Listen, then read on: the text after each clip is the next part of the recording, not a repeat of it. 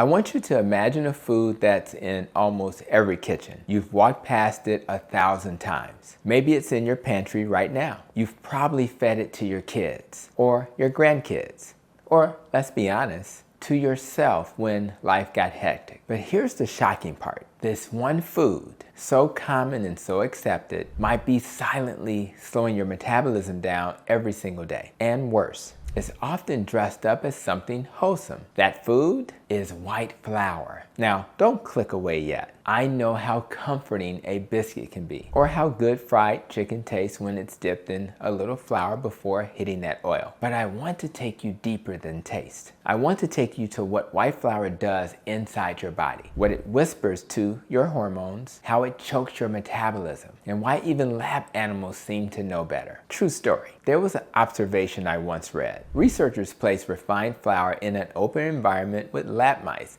expecting them to go for it. And you know what happened?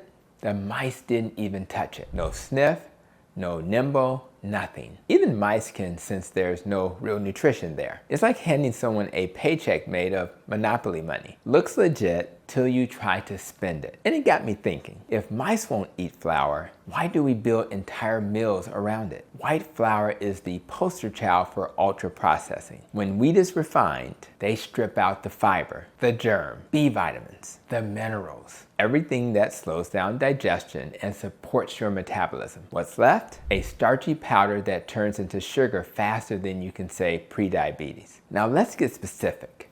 When you eat something made of white flour, like a slice of sandwich bread, a bowl of pasta, a muffin, or even that fried chicken, it spikes your blood sugar. That spike triggers insulin, your body's fat storage hormone. And when insulin is up, fat burning shuts off. It's like flipping a switch from burn to store. And let me tell you, it doesn't take much. Just one flour tortilla. That's around 25 to 30 grams of carbs. And when you divide those carbs by 4, that's around 6 to 7 teaspoons of sugar just from the wrap. But let's bring it home, shall we? Back when my wife and I started our low carb journey, that bag of white flour just sat in the pantry. You know what I mean. It kind of hangs out in the corner like, hey, remember me? I made fried chicken taste good. And I'll be honest, when you grow up in a culture that celebrates food with flour, biscuits, pancakes, cornbread, gravy, it's hard to let go. My family's from the South, Mississippi, Arkansas.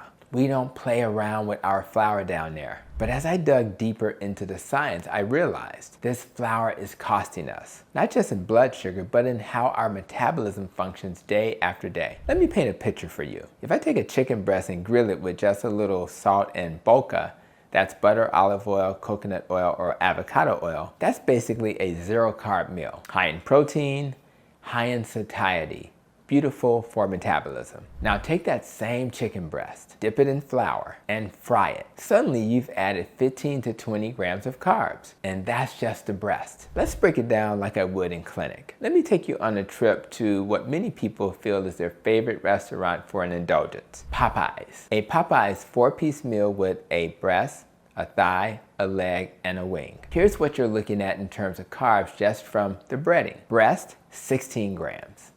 Thigh, 8 grams. Leg, 8 grams. Wing, 6 grams.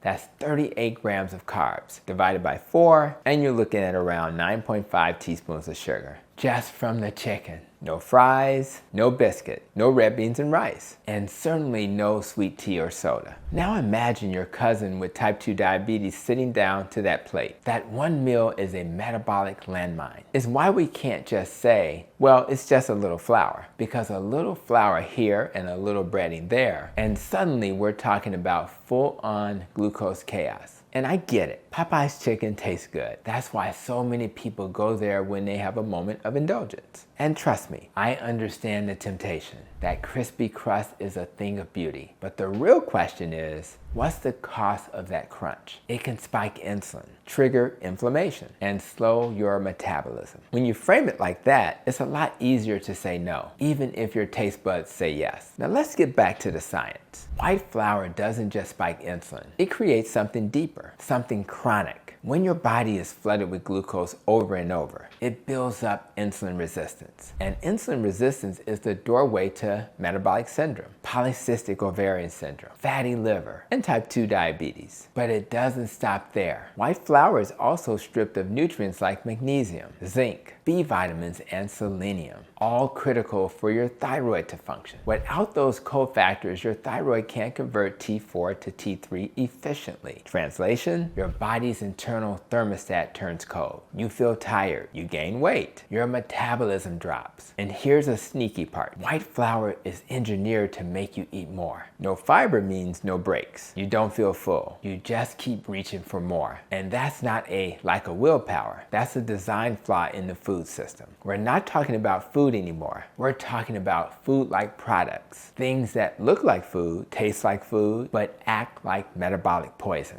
Now let's get back to our metaphor, the mice. Whether or not they literally ran from a pile of white flour, the truth is this.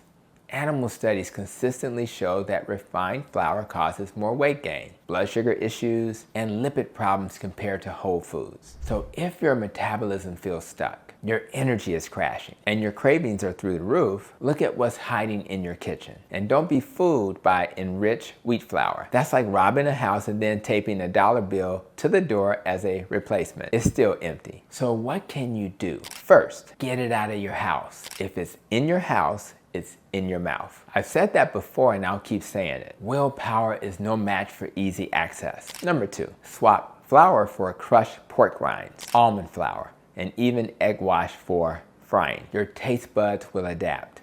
Trust me. Third, read labels. White flour hides in sauces, gravies, and even soup bases. Look for words like bleached, enriched, or wheat flour. If it doesn't say whole, wholesome, it's stripped. And even whole wheat will still spike your blood sugar. Number 4, check your symptoms. Are you tired all the time? Gaining belly fat? Dealing with cravings after every meal? Flour might be playing a bigger role than you think. And last, make it a family decision. It's not just about you. It's about your kids, your spouse, your parents. My wife and I made a decision to ditch white flour from our home. And sure, there were sacrifices. But the bigger sacrifice wouldn't have been sacrificing our health for a temporary taste. So the next time you reach for that bag of flour, or that biscuit, or that box of pancake mix, I want you to ask yourself one question. Is it worth slowing my metabolism for this? And if you got something out of this video, make sure to hit that like button and click here for the next video, or right here to subscribe, because we've got more metabolic truth bombs coming your way. Let's keep protecting our nest and achieving metabolic health. One meal, one choice, one kitchen at a time.